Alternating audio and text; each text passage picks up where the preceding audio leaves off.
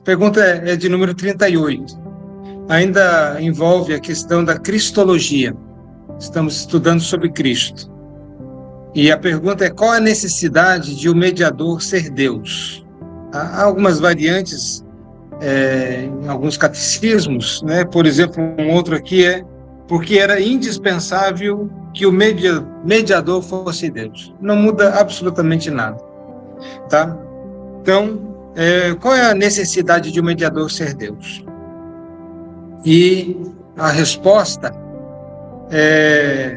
era necessário que o mediador fosse Deus para poder sustentar a natureza humana e guardá-la de cair debaixo da ira infinita de Deus e do poder da morte, para dar valor e eficácia aos seus sofrimentos, obediência e intercessão, e para satisfazer a justiça de Deus, conseguir o seu favor, adquirir um povo peculiar, dar a este povo o seu espírito, vencer todos os seus inimigos e conduzi-lo à salvação eterna.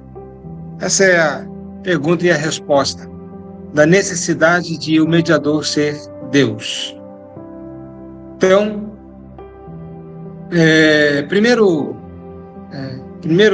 questão, vou ir destrinchando a resposta e abordando assim os textos bíblicos que fundamentam essas afirmações, tá? Então, primeiro, era necessário que o mediador fosse Deus para poder sustentar a natureza humana e guardá-la de cair debaixo da ira infinita de Deus e do poder da morte. Em Atos, capítulo 2, verso 24 e 25, nos diz: ao qual, porém, Deus ressuscitou, rompendo os grilhões da morte, porquanto não era possível fosse ele retido por ela. Porque a respeito dele diz Davi: diante de mim via sempre o Senhor, porque está à minha direita, para que eu não seja abalado. Atos 2, 24 e o verso 25. Tá? Então, primeira questão ele tinha que ser Deus para que pudesse sustentar a natureza humana e guardá-la de ser subvertida pela ira infinita de Deus e pelo poder da morte. Pensemos o seguinte: quem seria autorizado para ser o Redentor? Primeiro, descarta a nós mesmos, porque nós somos pecadores. Nós estávamos mortos em nossos delitos e pecados, sem Deus no mundo e sem esperança alguma, sem uma condição de fazer qualquer ação para a nossa própria redenção. Então, primeiro, sem condição de chegar a Deus, que é o Redentor, o Salvador, de termos essa condição. Então, pela nossa própria condição, nós não poderíamos ser salvos.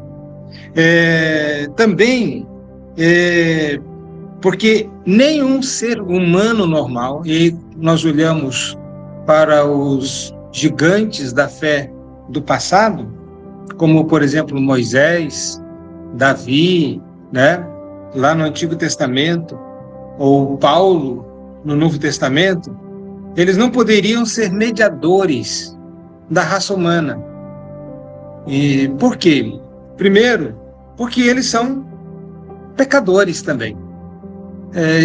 Ninguém pode fazer mediação por outro, ou fazer expiação por um outro pecador.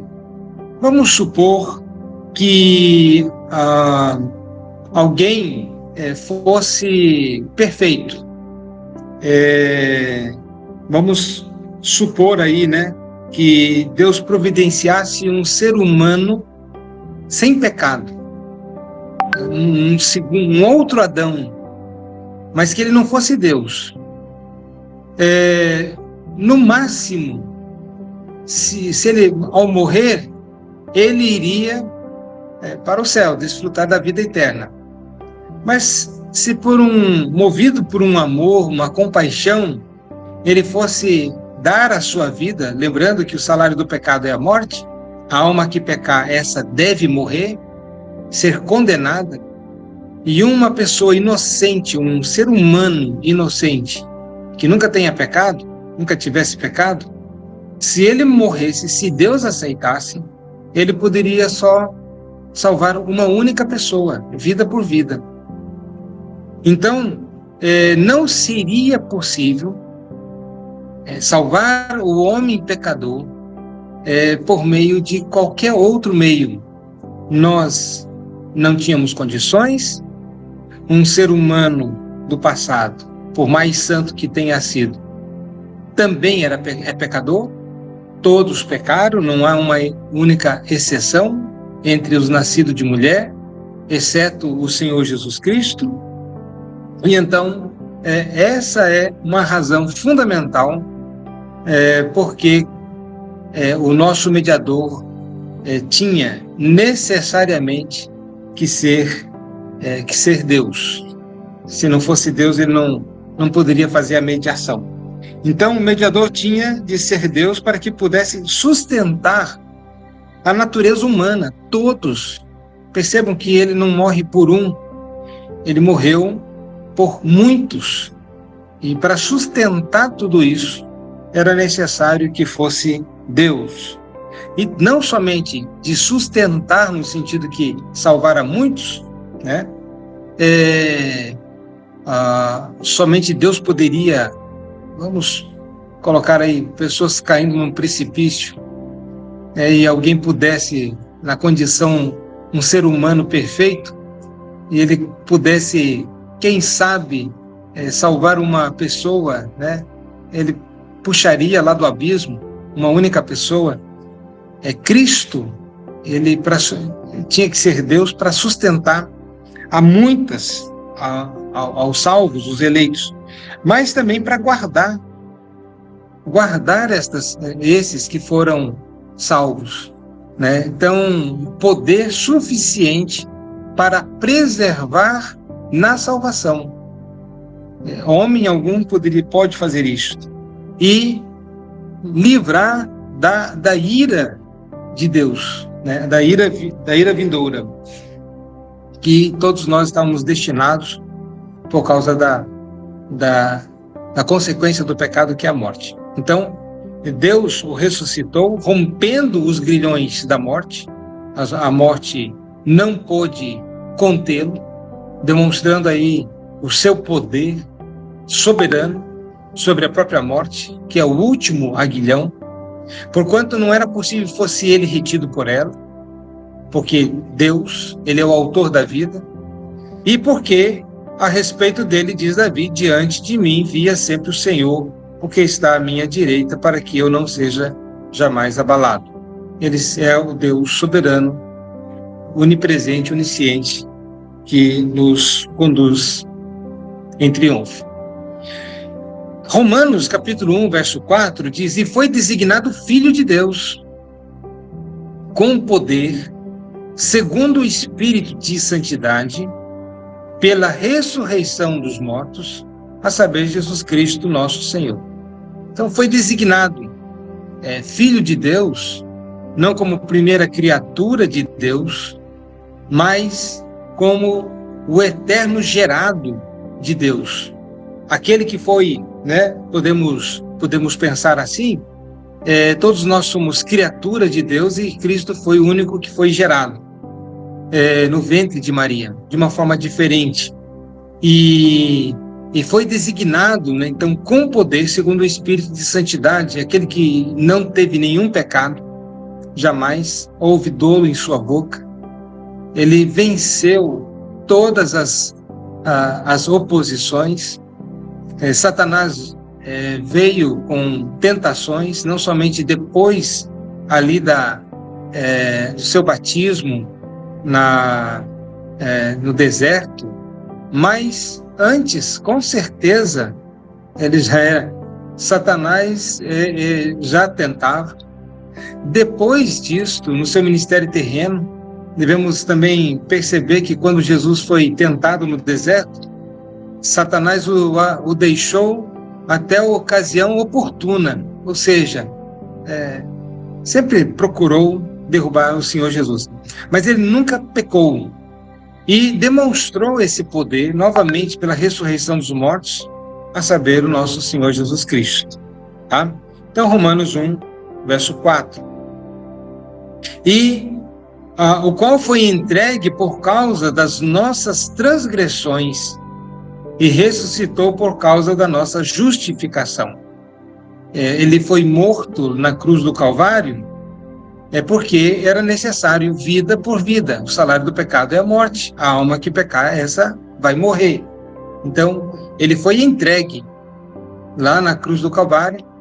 Ele estava fazendo a expiação de pecados. Mas ele ressuscitou para a nossa justificação. Diz o apóstolo Paulo, se Jesus não tivesse ressuscitado, vã seria a nossa fé.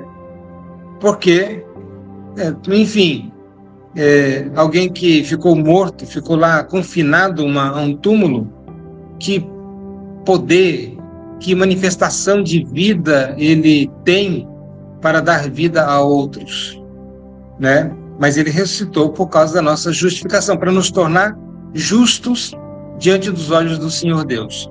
Lembrando que justificação é o ato de Deus, é um ato judicial de Deus, de nos considerar inocentes. Percebam, não porque nós somos perfeitos, mas porque alguém pagou a nossa dívida. Então nós não devemos mais nada para Deus, aqueles que estão, é claro, em Cristo Jesus, tá? Na medida que tiver alguma dúvida, alguma coisa, só intervir e perguntar, tá? Hebreus também nos fala, no capítulo 9, verso 14, que nos diz, muito mais o sangue de Cristo. É claro que está referindo-se aqui ao seu ato lá na cruz, onde foi derramado o sangue de Cristo. Muito mais o sangue de Cristo, que pelo Espírito eterno, a si mesmo se ofereceu, sem mácula a Deus, ou seja, ele era o cordeiro sem mácula, um cordeiro perfeito. Foi voluntário, era necessário que fosse voluntário, não foi obrigado. Ele diz, eu dou a minha vida pelas minhas ovelhas. Ele não foi conduzido, empurrado, mas ele foi voluntariamente dar a vida para a nossa salvação. Sem mácula, perfeito. Purificará a nossa consciência de obras mortas para servirmos ao Deus vivo. Então, muito mais. Ele está fazendo um contraste nesse muito mais com aqueles sangue e sacrifícios feitos no Antigo Testamento. Se naquela ocasião aquele sacrifício já tinha alguma validade, muito mais o sangue de Cristo. Aquilo tinha uma validade e era somente sombra. Ele já trazia paz na consciência do pecador. Não trazia a real purificação, porque as animais não podem remir, não pode salvar. Mas já trazia benefícios, né? Quanto mais, muito mais o sangue de Cristo. Ele nos lava e também purifica a nossa própria consciência. Esse é o grande problema da humanidade. Consciência que o acusa por causa das suas transgressões, por causa dos seus pecados. Quanto mais perto de Deus ele chega, mais a sua consciência o acusa. Muitos, hoje, não têm a sua consciência despertada. mas é porque ela está empedernida, ela está como pedra. Então, é por isso que ele peca, ele nem sente vergonha, nem sente rubor, né? Mas isso é um estado lamentável. Quanto mais uma pessoa peca e nada sente, até a própria consciência já está morta. Pois bem, então, essa era a primeira questão lá, né? Voltando a... eu havia colocado, o mediador tinha que ser Deus para que pudesse sustentar a natureza humana e guardá-la de ser subvertida pela ira infinita de Deus e pelo poder da morte. Em segundo lugar, ainda na segunda consideração nessa pergunta, por que ele tinha que ser Deus? O mediador tinha de ser Deus para que pudesse dar valor e eficácia aos seus sofrimentos, obediência e intercessão, para que pudesse dar, primeiro, o valor, né?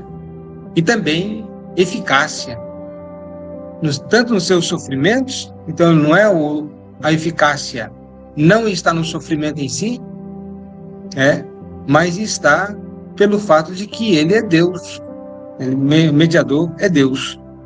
Também dar valor e eficácia à sua obediência e também à sua intercessão. Então, vamos ver alguns textos aqui. O início desse versículo: atendei por vós e por todo o rebanho sobre o qual o Espírito Santo vos constituiu bispos, para pastoreardes a igreja de Deus, a qual ele comprou com o seu próprio sangue. O apóstolo Pedro, ele vai falar muito sobre isso. Nós fomos comprados não por ouro nem por prata, mas pelo precioso sangue de Cristo. Então,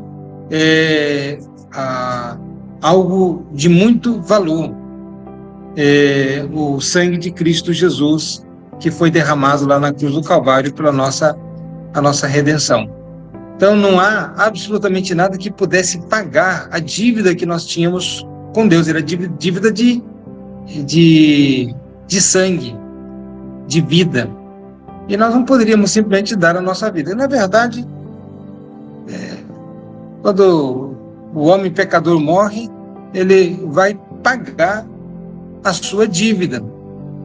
Ele vai ser lançado num lugar onde ele vai ficar por toda a eternidade pagando essa dívida. E é uma dívida infinita, no qual nunca haverá possibilidade de pagá-la, para que um dia ele saia desse lugar de eterna destruição, de eterno sofrimento. Ele vai continuar lá, ele vai estar pagando a sua dívida, que é a consequência do seu pecado, que é o sofrimento, num lugar de eterna condenação. Então, esses são os que pagam a sua dívida. O outro grupo é aqueles que as suas dívidas foram pagas pelo sangue, pelo sacrifício do Senhor Jesus Cristo. Ele comprou, então, com seu próprio sangue, o sangue, e nós fomos remidos por esse sangue. Hebreus 7, 25 a 28, tá uma letra um pouquinho menor aqui. Por isso também pode salvar totalmente os que por ele se chegam a Deus, vivendo sempre para interceder por eles. Com efeito, nos convinha um sumo sacerdote como este, santo, inculpável, sem mácula, separado dos pecadores e feito mais alto do que os céus. Percebam, sumo sacerdote, na antiga dispensação, eles não eram santos no sentido de perfeito. Eram santos porque eles eram separados para um ofício. Mas eles não eram inculpáveis. Eles tinham culpa. Eles tinham que fazer expiação da culpa deles. Eles não eram sem mácula. Eles tinham como seres humanos, estavam cheios de máculas, de defeitos, de sujidade. Mas era necessário um sacerdote, um sumo sacerdote superior, né? Separado dos pecadores e feito mais alto do que os céus, que não tem necessidade, perceba, como sumo sacerdote, de oferecer todos os dias sacrifícios. Primeiro, pelos seus próprios pecados. Era isso que o sumo sacerdote fazia. Ele ia lá, sacrificava, fazia expiação pelo seu próprio pecado. Depois ele fazia expiação pelo pecado do povo. E tinha que fazer todo dia. Ou seja, era continuamente, mostrando que pecamos sempre. Por isso dizemos que pecamos por palavras, pensamentos, ações, até por ignorância nós pecamos. Primeiro, então, ele fazia sacrifício pelos seus próprios pecados, depois pelos do povo. Por quê? Fez isto uma vez por todas, quando a si mesmo se ofereceu. Porque a lei constitui sumos sacerdotes a homens sujeitos à fraqueza. Mas a palavra do juramento, que foi posterior à lei, constitui o Filho perfeito para si, para sempre. Então, não temos necessidade mais nem de novos sacrifícios. Por isso, todo aquele que quer fazer sacrifício para ser salvo, como, por exemplo, autopenitência, sacrifícios, fazer procissão, subir escadaria aí de joelho, fazer qualquer coisa como um sacrifício para, de alguma forma, expiar o seu pecado, punir a si mesmo por causa do seu pecado, é anular o sacrifício de Cristo. Então, é o homem tentando, só que o homem não consegue. Só Deus pode fazer isso. Por isso que o mediador precisava ser Deus. Em terceiro lugar, o mediador tinha de ser Deus para que pudesse satisfazer a justiça de Deus. Então, satisfazer a justiça de Deus.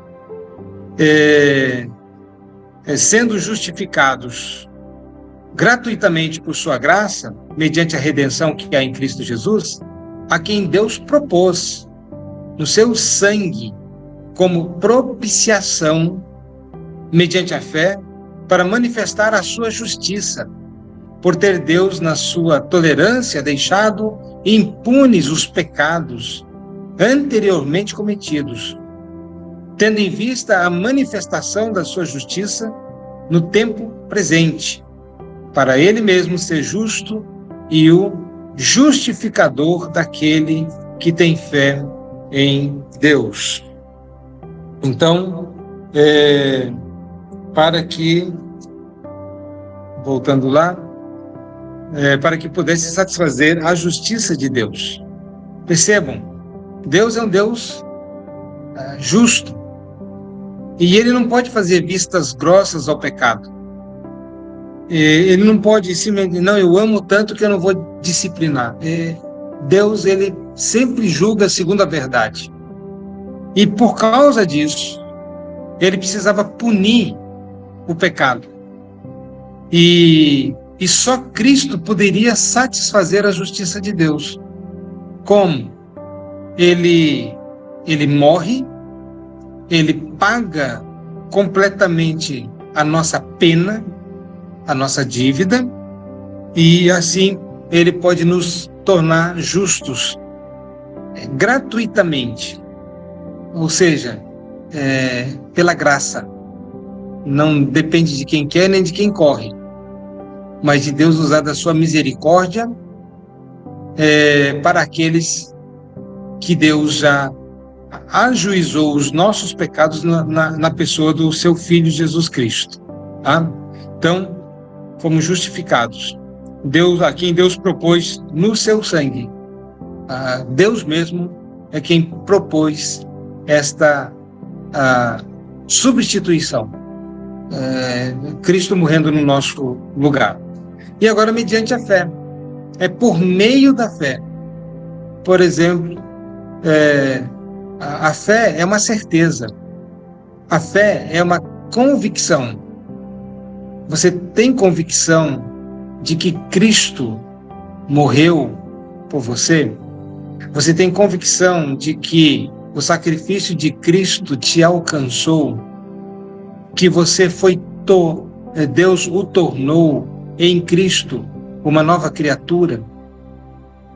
O tornou diferente, o separou e agora você é santo e vive em santidade de vida por causa da obra de Cristo, e tem a certeza da sua salvação mediante a fé. Então, lembre que é por meio da fé que o sangue de Cristo se torna propício a nós. Isso está lá em Romanos capítulo 3, verso 24 a 26. Então, para manifestar a sua justiça, por ter Deus na sua tolerância, deixado impunes os pecados anteriormente cometidos, tendo em vista a manifestação da sua justiça. Deus, então, não ajuizou imediatamente, mas ele tinha em vista a manifestação da sua justiça. Justiça esta que toda a condenação seria depositada, colocada em cima de uma pessoa, Cristo Jesus. Então, no tempo presente, para ele mesmo ser justo e o justificador daquele que tem fé em Jesus. Em quarto lugar, o que o mediador tinha de ser Deus? Para que pudesse conseguir o seu favor. Está meio errado aí na hora da digitação, na hora da formatação, eu acho. Ficou um pouco esquisito aí, tá? Mas separei, pudesse conseguir o seu favor. Para louvor da glória, da sua graça, que ele nos concedeu gratuitamente no amado. Então, era necessário que ele fosse Deus para conseguir o seu favor, No caso, Cristo Jesus, ele consegue o favor de Deus. Nós éramos inimigos de Deus, nós não poderíamos conseguir o favor de Deus. Como é que ele ia ser favorável a nós? Mas Cristo não. Ele era o amado de Deus, portanto, ele poderia conseguir o favor de Deus. E Mateus 3,17, eu vi lá Efésios 1,6 primeiro, Mateus 3,17 diz: eis uma voz do céu que dizia: este é meu filho amado em quem me comprazo, em quem eu tenho prazer. É o filho amado. Podemos ver aí pela analogia, um filho, quando pede algo para um pai, uma mãe, um filho amado, certamente será atendido. Inclusive nas nossas orações, por que nós podemos nos aproximar diante de Deus? É por causa de que Cristo é o Filho amado e Ele é Deus. Quando oramos em nome de Jesus, e assim concluímos as nossas orações,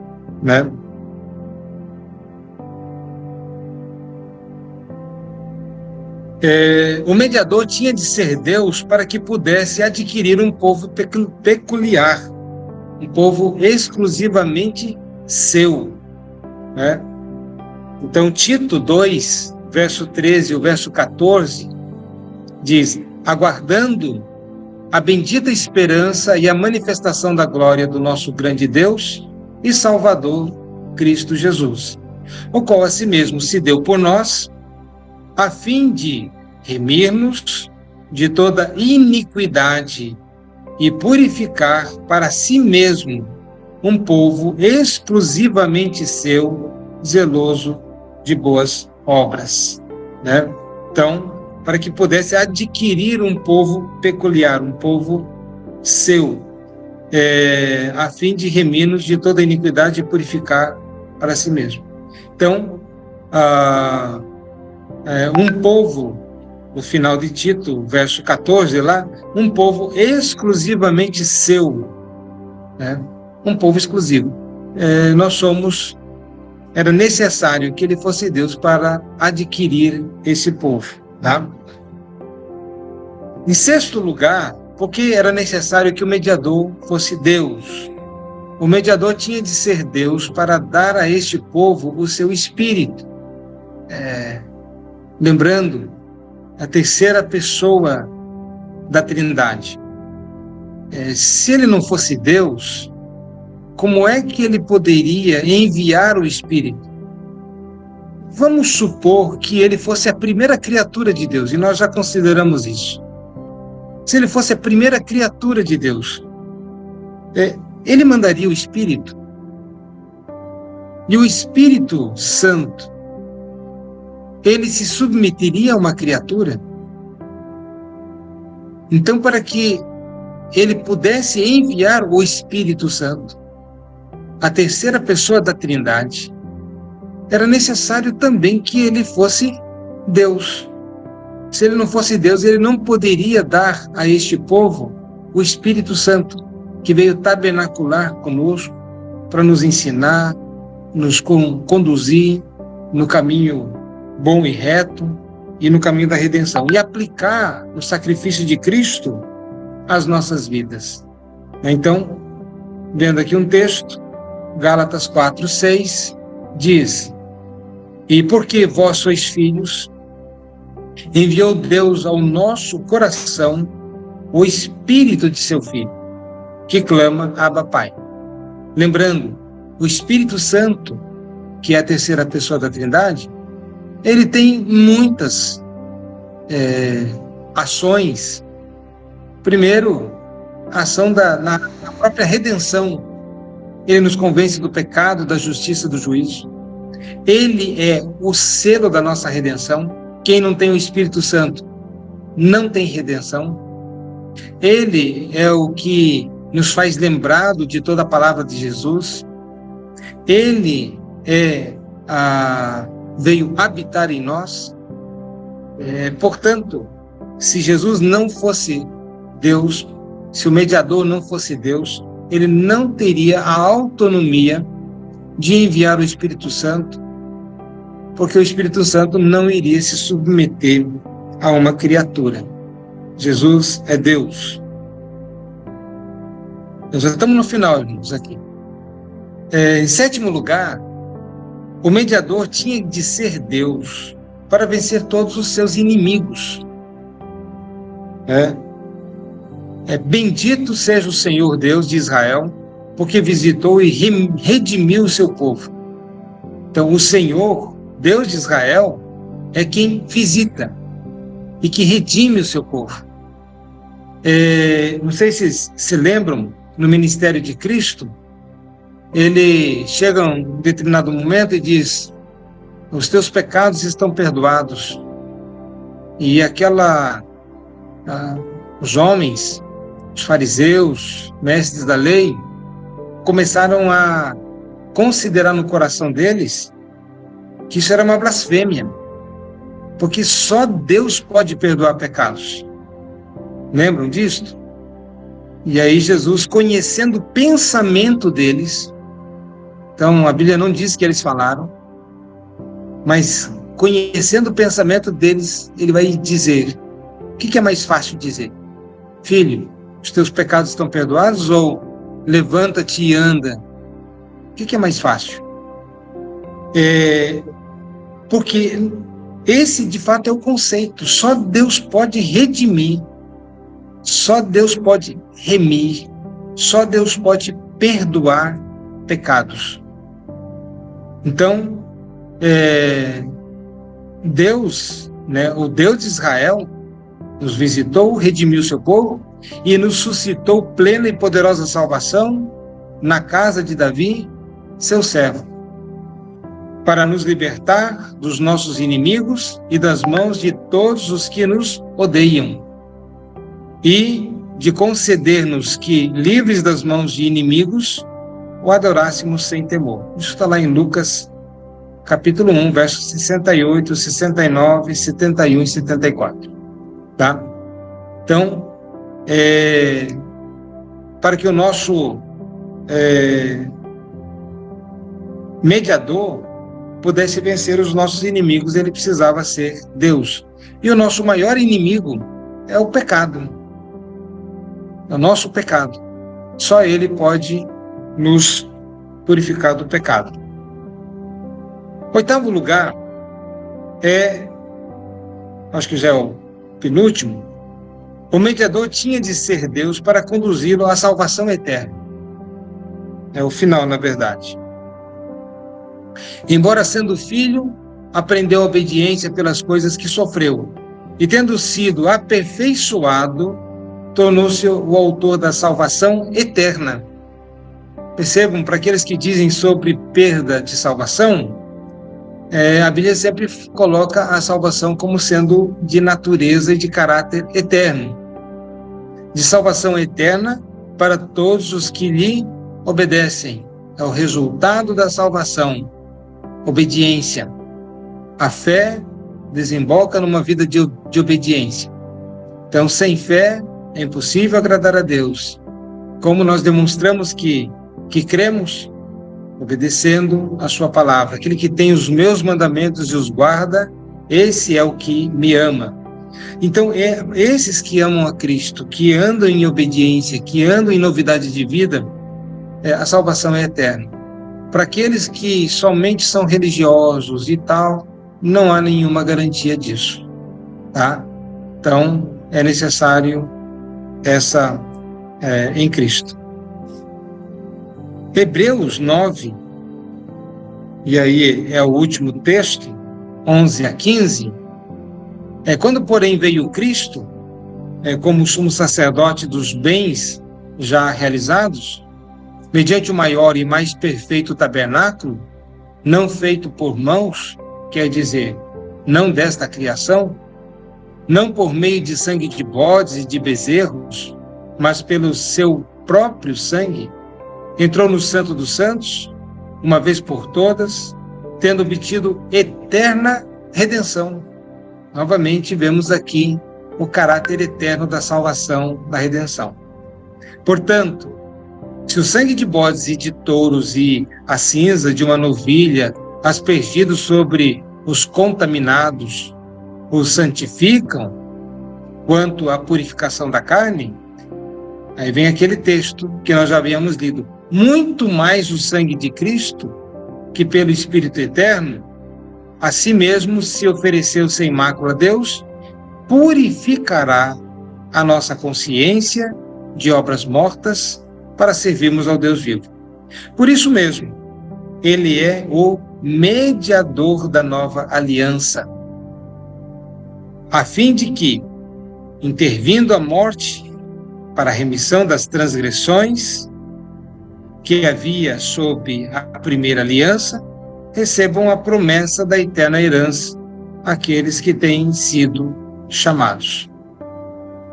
Então, aqui estão alguns argumentos e alguns textos, porque o nosso mediador necessitava ser Deus, né, para fazer essa mediação, por todos esses aspectos que foram aqui colocados, para ele poder suportar os pecadores, né? Para que ele pudesse, de fato, sustentar a natureza humana. Em outras palavras, todos os eleitos. Isso precisava, como disse, o sacrifício de alguém que pudesse fazer um sacrifício amplo, né? Então, um homem só poderia, que nunca pecou, se Deus assim provesse, ele só poderia morrer por um único homem. Era necessário alguém que pudesse sustentar toda a natureza humana e levar sobre si todo o pecado, guardar estes, ter o poder para guardar, para que fossem poupados e livres da infinita ira de Deus, uma ira infinita, e só Cristo poderia levar sobre si essa infinita ira de Deus, e para que pudesse tornar válidos também e eficazes o seu sofrimento, senão ele teria morrido somente, não teria tido efeito nenhum. A sua obediência também não seria uma obediência perfeita. A sua intercessão também não seria ouvida. Ele não poderia ser mediador. Para que pudesse satisfazer a justiça de Deus, então ele necessariamente precisava ser Deus para satisfazer a justiça de Deus, para obter o seu favor como filho amado. Então, nessa relação com Deus Pai, Deus Filho e Deus Espírito Santo, ter o favor, para que pudesse adquirir este povo exclusivo, por preço, o preço de seu sangue, para conceder o Espírito não ouviria alguém que não fosse Deus, não se sujeitaria a uma criatura, Ele, como vou enviar o Espírito, Isso é a arrogância humana que faz com que os homens falem assim. Eu exijo, eu mando, eu ordeno.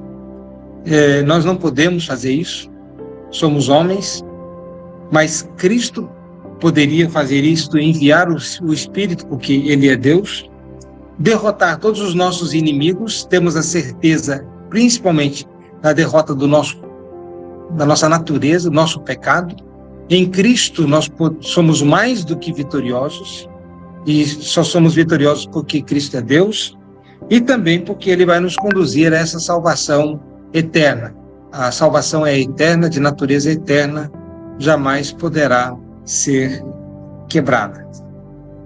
Eu não sei se há alguma dúvida, alguma pergunta, alguma colocação. Ok, irmãos, então vamos orar ao Senhor Deus e assim vamos encerrar nosso estudo de hoje, tá bom?